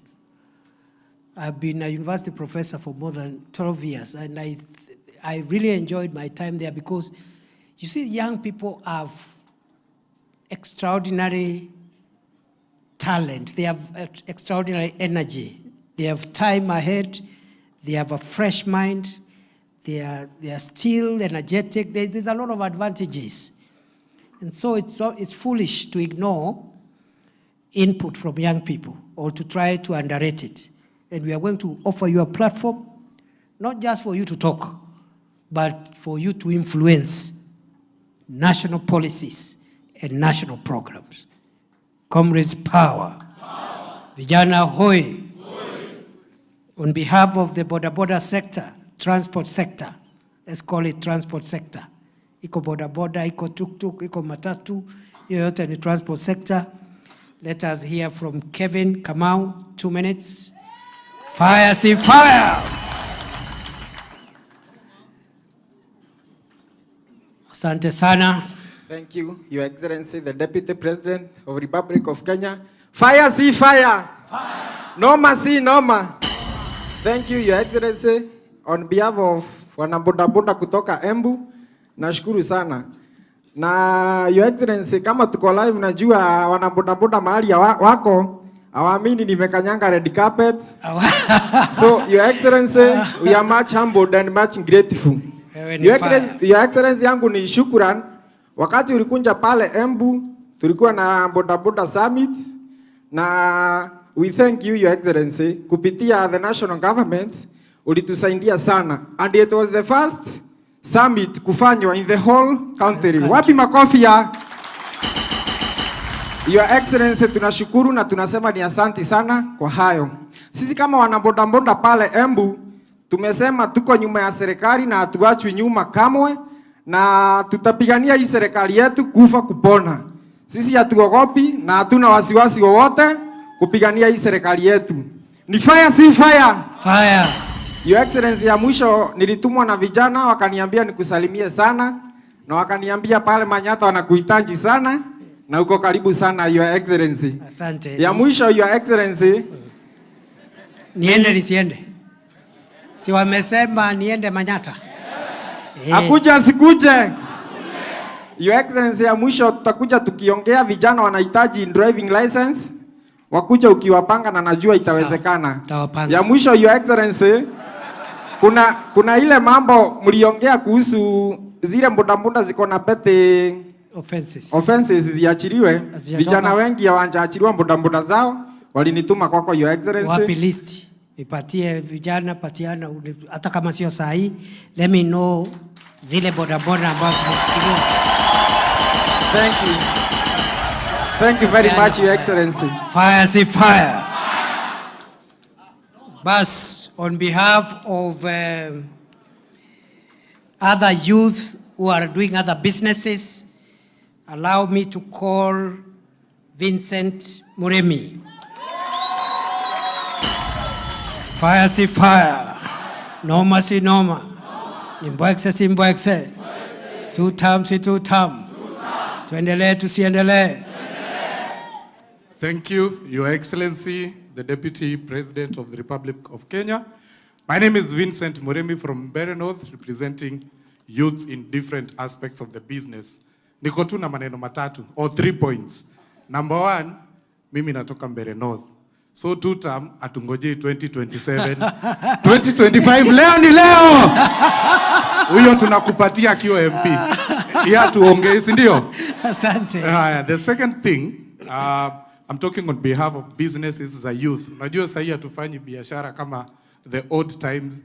We realize there are so many grants zenye zinapeanwa, especially by embassies like the US Embassy, the British Council. Now we don't access them, especially in Mount Kenya East. You find we have very beautiful proposals from watu wenye wametoka kwa Kezia na Eric. Now our banks don't understand the ideas because they don't bring money immediately. We request kindly bring those foreign agencies and embassies to Embu. Let us get those grants and we are going to do beautiful businesses. The last point, pale Embu, Mbere, kuna kitu tunaitanga Mbere Cultural Festival. Tunakualika. Lili. Mbere Cultural Festival is in December. Very good. Tunakualika. Tarehe ngapi? Tarehe 20 December. Niko hapo fire fire. Thank you so much. Asante. India nitafika mapema. Sasa huyo ni youth wale wako na SMEs. Ndio unasikia anauliza grants which come through foreign organizations or even friendly countries which have grants. Those are SMEs. So tunataka pia tusikie kutoka kwa representative wa vijana wale wako na hii biashara zingine, the micro businesses, not the small and medium businesses, micro businesses. Najua kazi ni kazi na hakuna aibu kwa kazi. Nobody should make you feel ashamed of what you do. Bora hapo ndio unatoa riziki. Yes. So we have vendors wale wanauzanga reja, hawkers and vendors. Tuko na shoe shiners, tuko na mitumba people, saloons, kinyozi, jua kali, hiyo grupu yote. Hii biashara tu mtu anaenda na set up ka hustle yake hapo, inaitwa micro businesses or even nano businesses, ile kidogo kabisa. So on behalf of those young people, let us listen to Paul Njoroge. Fire si fire. Noma si noma. Nimbwekse si mbwekse. Two term si two term. Tuendelee tusiendelee. Thank you very much. Asante. Sema kitu Paul Njoroge. Your Excellency, Your Excellency, Deputy President of the Republic of Kenya, my fellow Wakorinos, my fellow citizens, hamjambo. Hamjambo. Hatujambo. Tam. Ile bogi tumetoka nawe buta iko wapi? Comrades power. Kina kiani, mbona mnaniangusha hivyo? Bogi yako imekuangusha. Tam. Tao tunasemaje? Tam. KIB.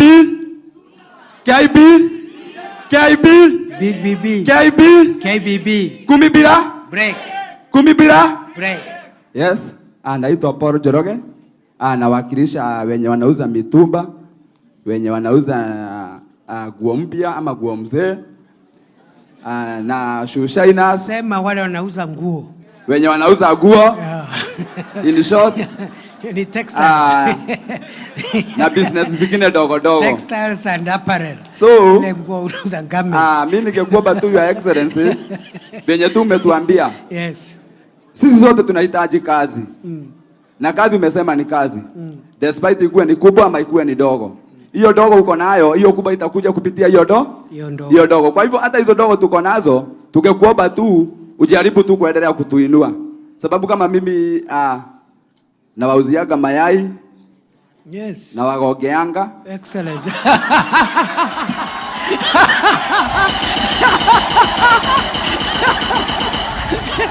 Sio ile. Na wawagea nini? Vijana hoi. Sio ile. Ni mambo ya mayai. Mimi na wawageaga nini? Mayai. Sawa. Si hiyo ingine mnafikiria. Karibu upate matatizo wewe. Mimi na wauziaga mayai, smoking sausages and all those. Si hiyo ingine, let's not think negativities. Sidio? Let's think about positivity. Kabisa. So hiyo dogo tuko nayo, yeah. Tukekuomba tu mheshimiwa, yes. Ama kiongozi wetu ama deputy president, uwajaribu tu kutuinua kama vyenye Kezia amesema. Kabisa. Sababu kupata vitu kama trolleys ni shida. Muko na association? Please, tuko nayo. Na that association mupange, wale watu mulipangana nao kupanga mkutano, muniletee proposal ni watafutie empowerment. 2 term. I have to come and support you. Tusote ni kazi hatuna, tunakuomba tu tupatie kazi. Watafutie matrole na nini na pesa ya stock. Ukifanya hivyo tutashukuru na tutasema asanti. Na sababu najua namba inaweza toka dakika yoyote. Na ikitoka saa hii sema ni 2 term. Yes. Ni 2 term, si ndio? Hakuna kurudi nyuma. Amen. Si ndio? Amen. Itoke isitoke. Itoke isitoke. Tukirudi round nyingine najua itakuwa clear, si ndio? Yes. Barikiweni sana. God bless you. So sasa huyo Njoroge, wacha nirekebishe, ule ni yule Njoroge Mkurino, ni mtu mzuri, ule wa kugongea nyinyi mayai.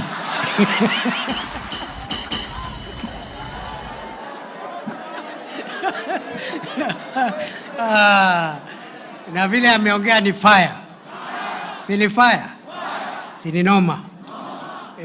So sasa mwisho bado nimebakisha wengine wawili watatu tufunge na ni dakika moja. So ule mwakilishi wa bodaboda aliongea, lakini pia kwa transport sector kuna wale wako na matatu tuktuk. Hiyo ni wadosi kiasi. Unajua huyu ako na matatu, huyu mwingine ni bodaboda, yule mwingine tuktuk, matatu. Unajua biashara ni levels. Yeah, na there is no problem. Huyu ako na boda, kesho atakuwa na tuktuk, the other day atakuwa na gari, kwa na matatu. So kwa niaba ya watu ya matatu na tuktuk, representative wao anaitwa Anthony Mwangi, atusalamie aseme kitu. Fire si fire. Noma si noma. 2 term si 2 term. Mbwekse si mbwekse.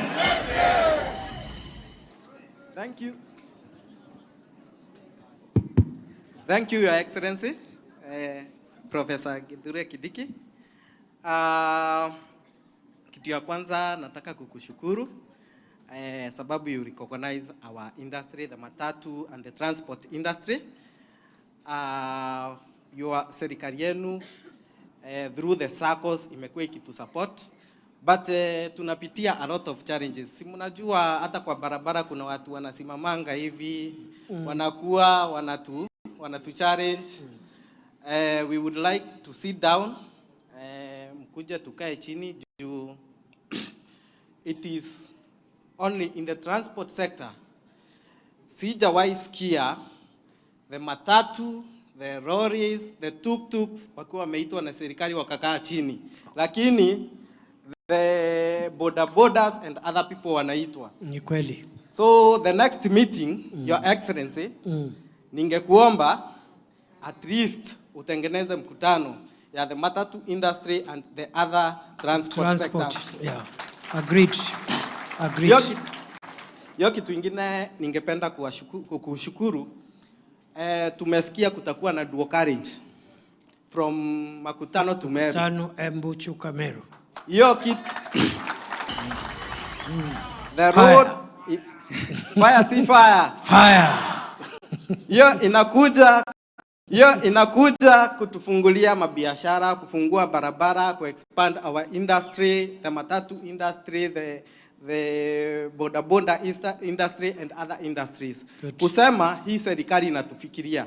So ningewaomba nyote tukae chini, tujadiliane, tu support hii serikali. Lastly, ningependa unajua tunasemanga mtu apewe flowers zake wakati ako hai ama wakati anaonekana. There is a young guy called Martin.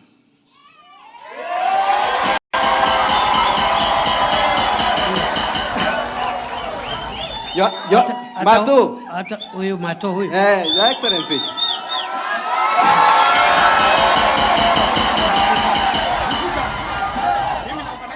Haya, maliza umpatie. Your Excellency. Aseme kitu, yes. Huyu kijana ile gospel ya tutam ametuconvert. Very good. Ametutoa wa Monyoro akatuleta wapi? Tutam. Anaenda from market to market. So we want to recognize you, my brother. Thank you very much, and tumeshukuru sana, Your Excellency. Thank you very much. Asante. Thank you very much. Thank you very much. We Mato, kumbe wewe ndiye balozi wa tutam. Wewe ndiye balozi wa Mbwekse. Wewe ndiye mtu ya Mbwekse. Huyu Mato ni fire. Ni fire. Ni noma. Aendelee. Ni mchunge. Mchunge huyu Mato. Basi.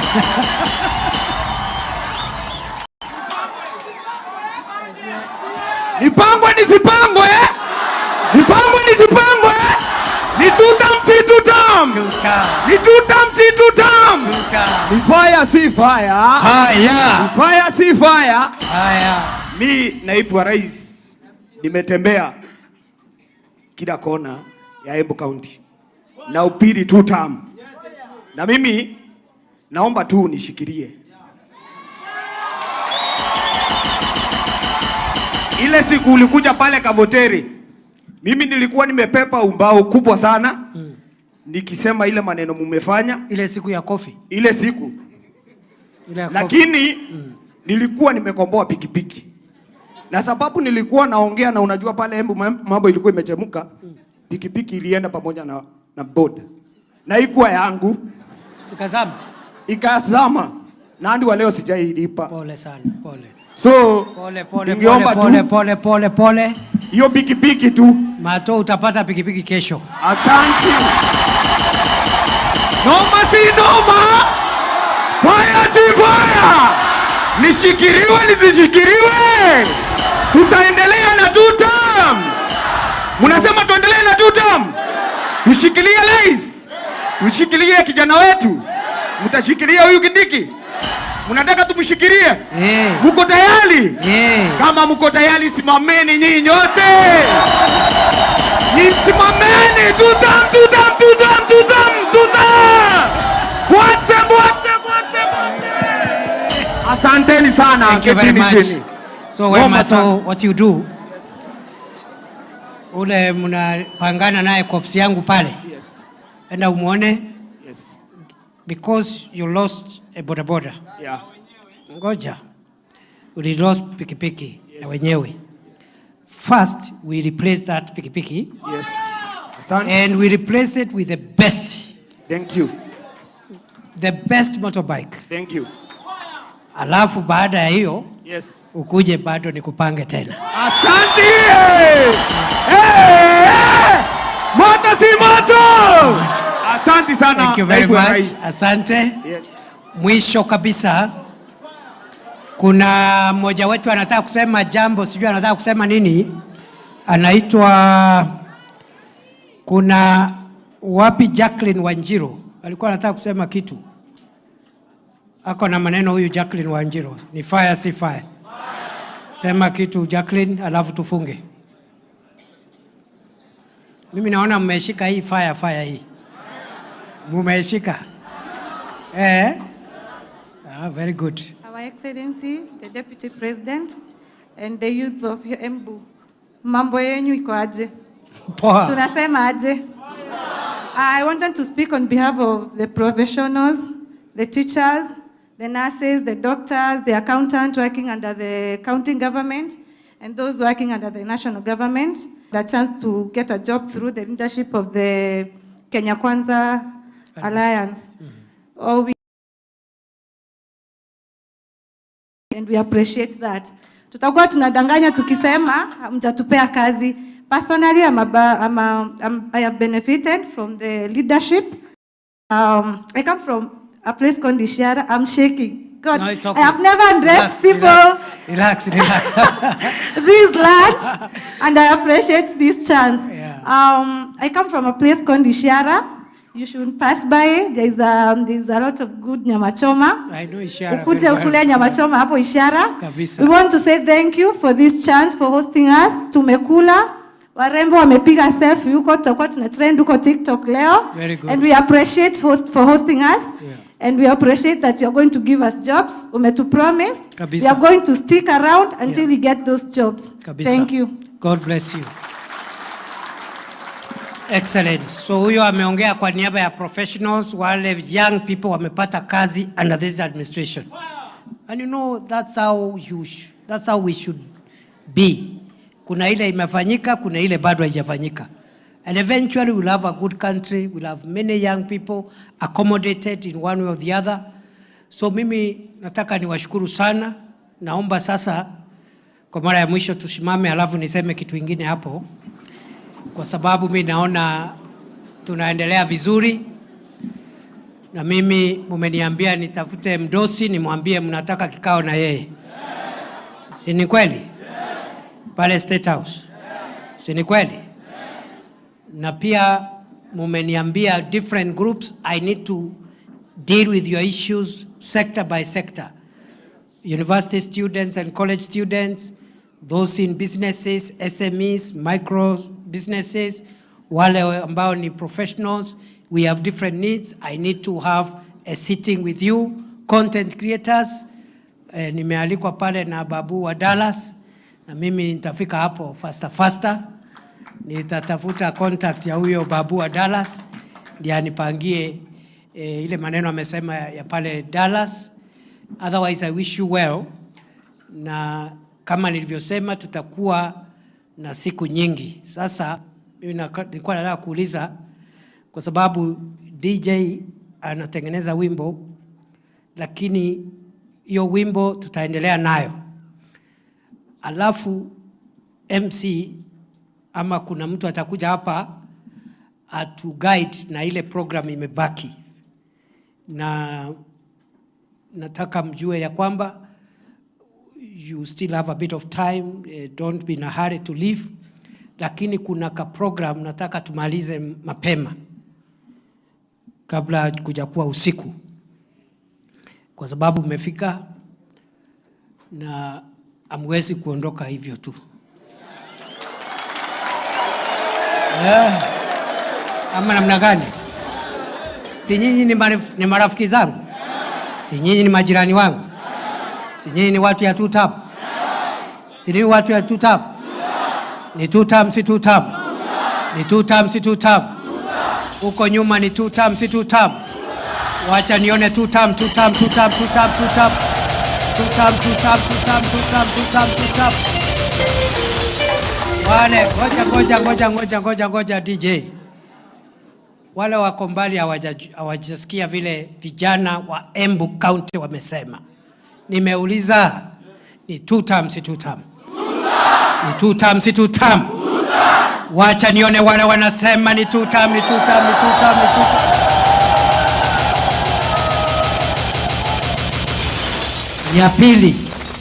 Ya pili. Mumeniambia ni 10 bila breaks. In other words, ni mbwekse. Ni mbwekse. Ni mbwekse. Ni mbwekse. Wacha nione wale wanasema ni mbwekse, ni mbwekse, ni mbwekse, ni mbwekse, ni mbwekse.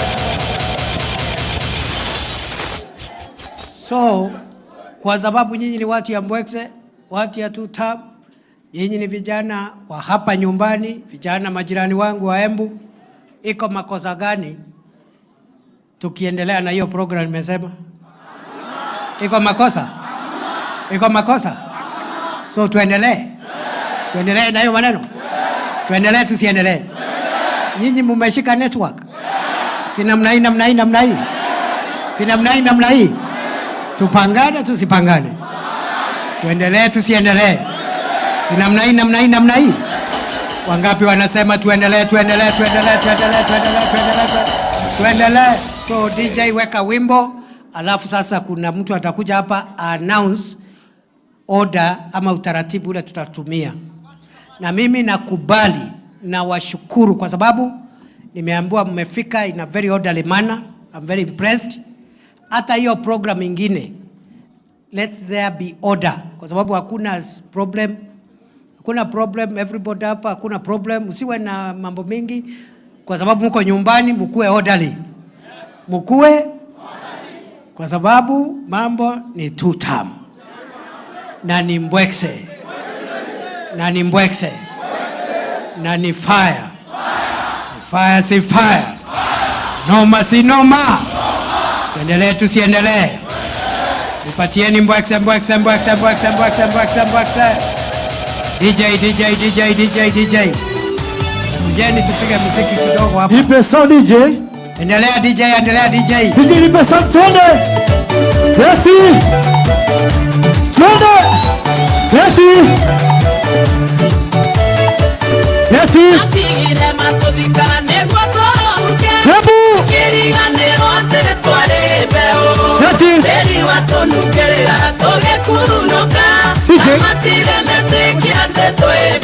Watch it flow. Watch it flow. Tuende. Nipe sound tuende. Weva. Nipe mkono. Umesikia hiyo maneno ama bado hajafika huko kweli? Imefika? Aya. Imefika? Hiyo maneno imefika huko kwenu hapo. Nikisema tuta, munasema tamu. Munasema? Nikisema tamu, munasema tamu. Huko tunasema tamu. Nionyeshe tu tamu basi. Nionyeshe. Mkono tu. Hapo mbele sema tamu. Tamu. Nyuma sema tu. Huko sema tamu. Fire si fire. Noma si noma. Fire si fire. Two-term si noma si noma. Two-term si two-term. Yapu. Unataka nini? Two-term. Na wazee munataka nini? Two-term. Wa mama munataka nini? Two-term. Ama namna gani? Vijana. Ya mwisho nionyeshe two-term mikono yote mbili. Mikono yote mbili nionyeshe two-term. Munataka nini? Two-term. Unyenyekevu, sisemi kwa lazima. Yeti. Ama namna gani? Two-term. Ama namna gani? Two-term. Two-term. Two-term. Nikisema